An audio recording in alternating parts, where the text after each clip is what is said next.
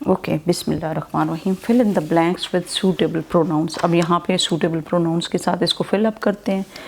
सबसे पहले है देयर वाज मच एक्साइटमेंट, क्योंकि हमने पढ़ा है कि हर और ये सारी चीज़ें कैसे आएंगी, जैसे हर, दे, यू, वी। तो यहाँ पे वी के लिए आवर सेल्व्स, यू के लिए योर सेल्फ, themselves, और हर, शी के लिए हर। तो इस तरह की हमने अब पढ़ना है कि how it will be covered up here in the fill in the blanks. First you have tried yourself, now we are. There was much excitement among the children. एक पिकनिक अरेंज हो रही है जिसमें children involve हैं और वो बहुत excited हैं।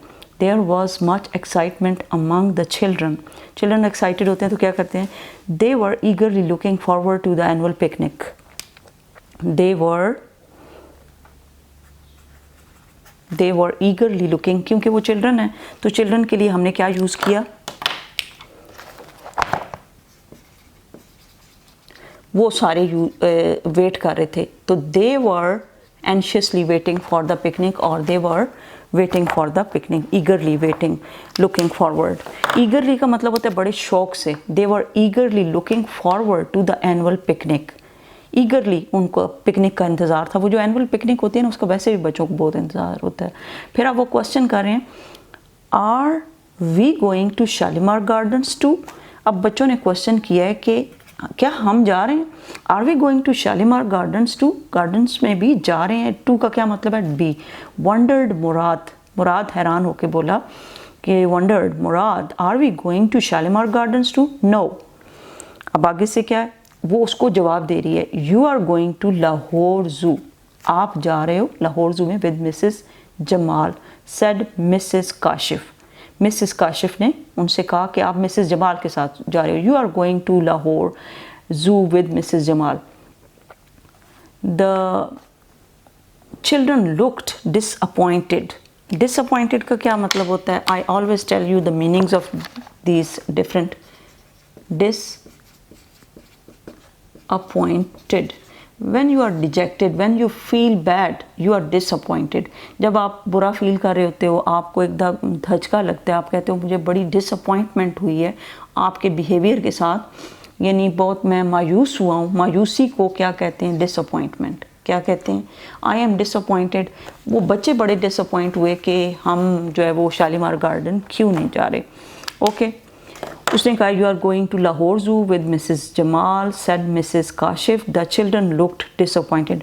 Want you be taking us, क्या आप हमें नहीं साथ लेके जा रही? Won't, will you not be taking us. Will you को हमने वॉन्ट लिखा है, WON, विल नॉट का कॉन्ट्रैक्टेड फॉर्म है। वॉन्ट यू टेक, वॉन्ट क्या है? वॉन्ट। विल नॉट का ये कॉन्ट्रैक्टेड फॉर्म है, छोटी फॉर्म है। Won't you be taking us, will you not be taking us, या फिर won't you be taking us. तो मैम, उन्होंने मैम से पूछा won't you be taking us. They asked, यहाँ पे क्या होगा? They asked. उन्होंने क्या, उसने क्या कहा? Sorry children. अब वो अपने बारे में बात कर रही है। I have to go to Hyderabad for a week. I have to go to Hyderabad for a week to look after my sick mother। मैं अपनी sick mother को देखने के लिए जा रही हूँ, उनसे मिलने के लिए जा रही हूँ। To look after mean कि मैं उनका ख्याल रखने के लिए जा रही हूँ, look after करने के लिए। But you will have fun, लेकिन वो उनको कह रही है कि तुम्हें मज़ा आएगा with Mrs. Jamal. She is full of laughter। वो बहुत हंसाती हैं। She is full of, ये बहुत हंसने वाली लेडी है। And you will love being with her the whole day। You will love being with her the whole day। अच्छा, यहाँ पे अब आपको मैंने being with her, with her, आप उसके साथ रहेंगे तो आप खुश होंगे। रहते हुए, तो बीइंग रहते हुए, जब हम किसी कॉन्टीन्यूस टेंस की बात करते हैं कि ऐसा हो रहा होगा, and you will be enjoying, you will love being with her. तो इस प्रेजेंट सिचुएशन को बताने के लिए उसने कहा है कि आप उसके साथ रहने में इंजॉय करोगे। You will love being with her. तो you will love being with her के बाद आएगा It will not be the same. अब उन्होंने कहा नहीं, ऐसा तो नहीं होता. They grumbled, यानी उन्होंने मायूसी से कहा, they grumbled that it will not be the same. Now you have understood that how it is done here. Now possessive pronouns हम पढ़ते हैं. तो possessive pronouns होते हैं, these are used to indicate the relationship between objects and people. ये objects और people का relation जाहिर करते हैं. किसका? Objects and people. Okay, they show the relation between objects and people. Include mine, ours, yours, his, hers and theirs. Is that book lying over there yours? क्या ये किताब जो हम कहते हैं is that basket lying here, अगर वो बंदा सामने बैठे हम कहते हैं ये तुम्हारी है, तो हम कहेंगे is this basket yours. तो yours जो है वो किसके लिए यूज़ हो रहा है? हम किसी चीज़ के रिलेशन को बता रहे हैं कि is this pen yours, क्या ये पेन आपका है? is this pen hers, ये उसका है. अब आप डायरेक्टली इसको नहीं कहेंगे कि this pen belongs to her. आप ये पूछोगे is this pen hers, is this yours, is this tissue paper his, क्या उसका है? तो उसके लिए his, her और वो रिलेशन को शो करने के लिए. Is that book lying over there yours? कहीं और आगे थोड़ी सी दूर आपसे किताब पढ़ी हुई, आप कहते हो is that book lying over there yours? तो ये possession को yes it is mine, thank you. अब आगे क्या? Rewrite to change the possessive adjectives to possessive pronouns in the following sentences. अब क्या? Is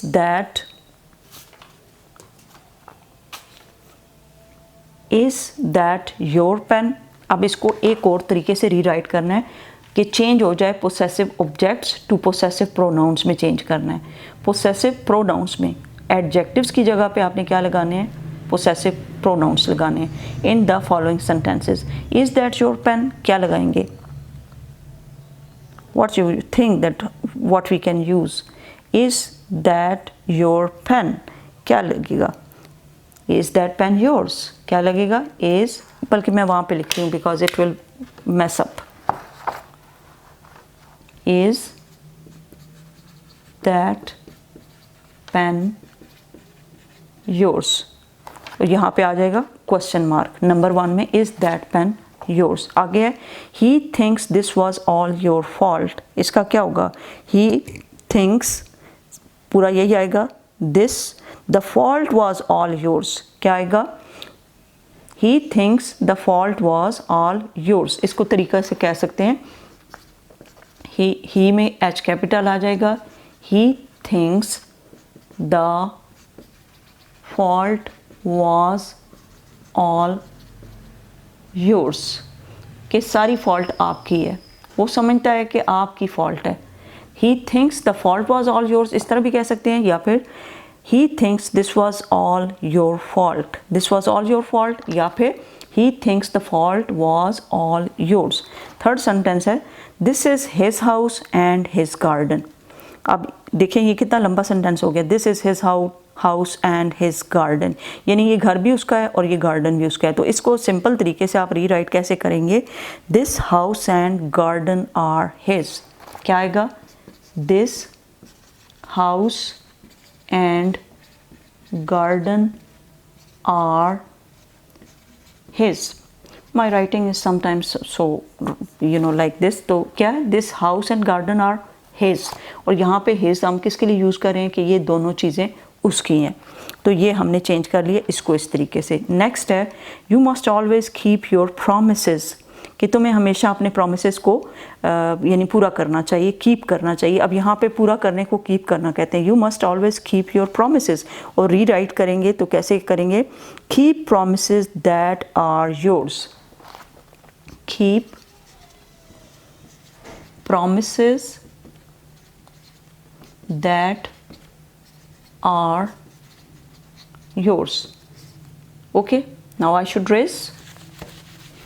Keep promises that are yours. Then इसका you must always keep your promises. Keep promises that are yours. Is this pretty young lady your daughter? अब question mark है, आप पूछ रहे हो किसी से. Is this pretty young lady your daughter, इसकी जगह पे क्या आ सकता है, is this pretty young lady, is this pretty young lady a daughter of yours, क्या आ सकता है, a daughter of yours, is this pretty young lady a daughter of yours.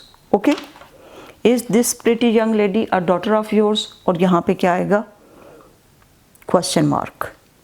Okay,